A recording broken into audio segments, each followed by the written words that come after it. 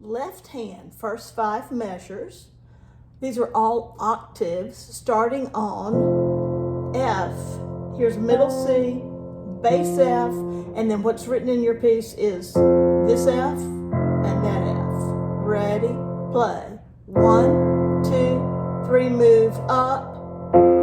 2, 3, 4.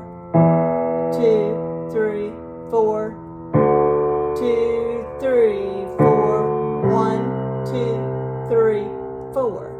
Those notes you should recognize from playing trombone. I think especially the top notes in the octave.